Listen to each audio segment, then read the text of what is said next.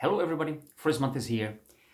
Today I'd like to share with you some my experience with some edge upgrading of my Bark River tracker because it's like related to my next video because where I will a little bit talk about T1 and this Bark River, and someone who knows my knives probably recognize that something is a little bit different on this knife if you will see it from the short distance.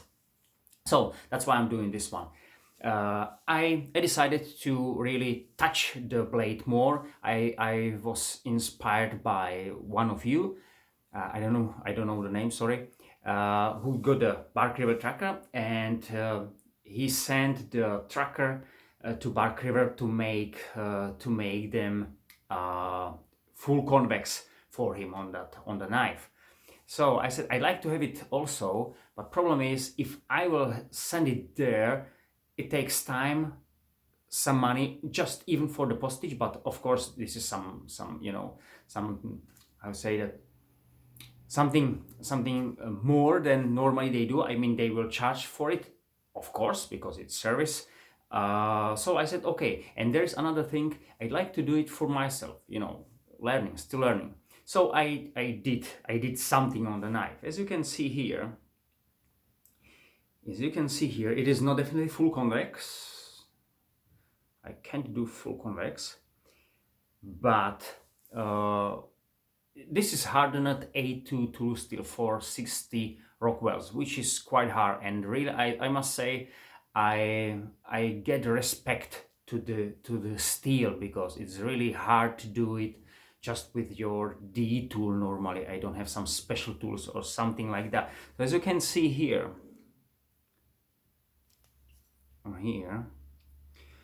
the hardest part was, of course, remove the corner, shoulder, how you call that. That was really hard. And these scratches, which you can see here, are from the, I don't know how you say that, the sharpening stone machinery. You got a rounded sharpened stone on the machine. So because that was only way how I can do that if I want to do it in some reasonable time. If I'll do it normally, I used as another thing, I used different kind of stones, diamond stones, tried to some files, which definitely that wasn't, I can't use it for it. I used sandpaper, of course, so many things, my work sharpener with belts, but for this one that was really hard.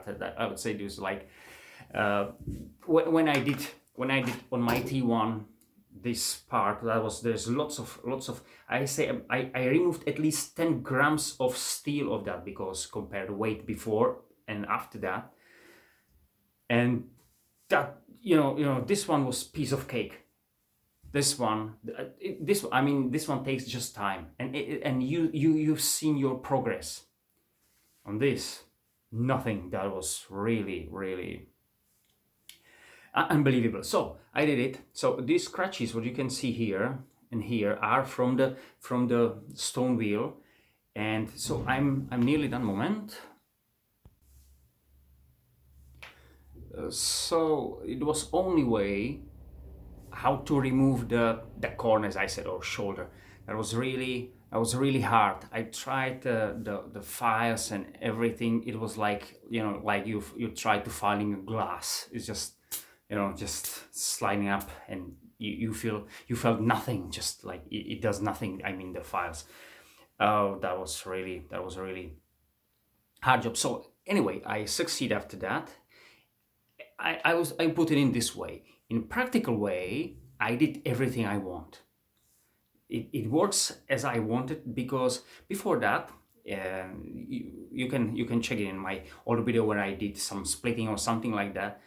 It was like, when I've been in our basement, tried to prepare, it was last year, I tried to prepare the very hard dried oak wood for heating. So when I split it that, if you've seen that video, it bounces back. I tried to sink in, like do the first chop, and the knife bones back. Not on this one, because the better smooth angle than on this one. Now it works in that way. That's what I want.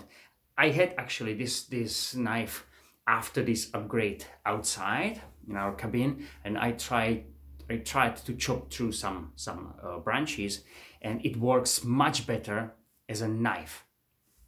By the way, the the put the that nice edge back, and of course this hollow grind is great. So as I said, functionally it's done. I don't need to do I mean full convex for this 5.5 centimeters. I can't really imagine, because the angle must be really smooth up to here, but it works.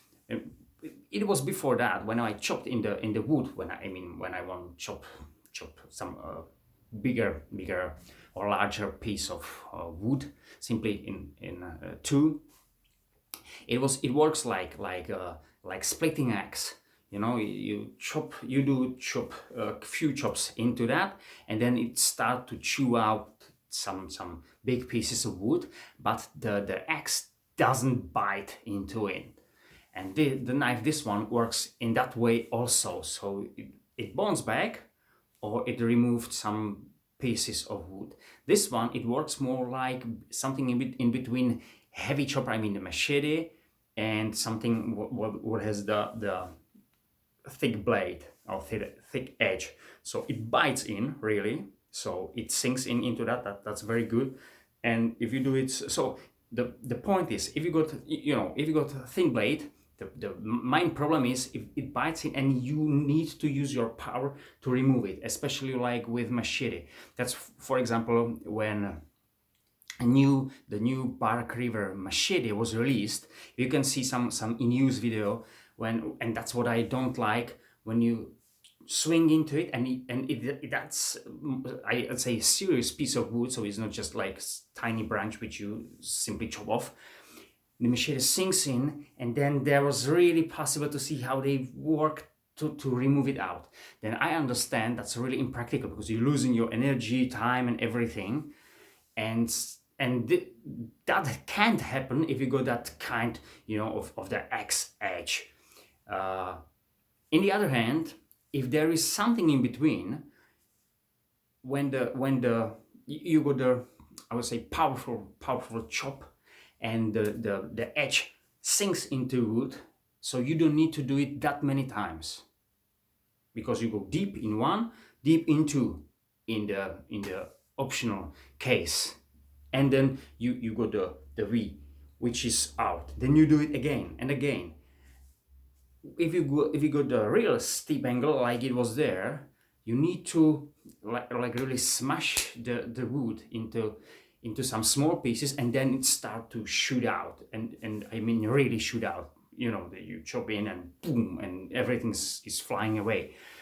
Now this one works more as a knife, like heavy chopper, but still a knife, and I'm more happy for it. Before that, it was like I got a knife and axe. That was something. Moment.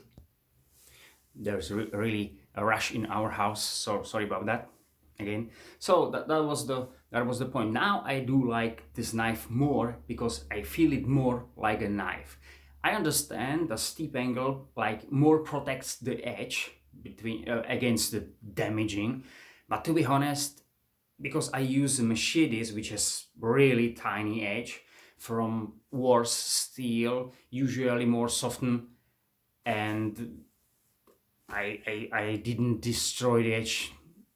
I have no time that it doesn't happen to me that I destroy it, so I can't imagine how I should destroy this kind of edge. A2 tool steel is still quite thick. It is not machete. So if you're working with the wood, of course. Maybe if I live in some, let's say in Australia, where the wood is really hard, something like that. Okay, there should be probably a reason, but most of us probably don't live in Australia. What I keep is relatively, put it in this way, relatively, should my forehead. the strong tip. Even if I removed, see that this shiny part here, and of course here, so even the angle on the tip is more smooth, so it like I say, pierce a little bit better. I would say not really much, say 10%, but still better. So I still keep this really strong tip if you need to really go through something. So it is not really fine tip, which of course on such a huge knife probably nobody expects, and it is sharp enough even there. So that's what I did. What do you think, guys?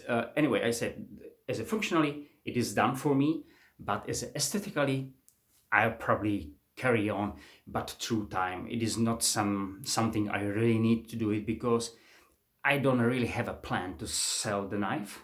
No, I have no way, maybe, you never know, but I don't have a plan for it. And even if I see this one, I'll say, okay, I know I did it, and to be honest, I don't want to do it, of course, but it happened. So there are two ways only. I must remove, say, a half millimeter from each side, and then if it will be out, of course, or I'll keep it there, and let's say, okay, it will be something, maybe it will be a little bit smoother than now, and it's just, reminds me that I did it for myself. It's my knife, it's more personal. So I got two ways. What do you think, guys? Anyway, thank you very much for your attention. Have a nice time. Bye.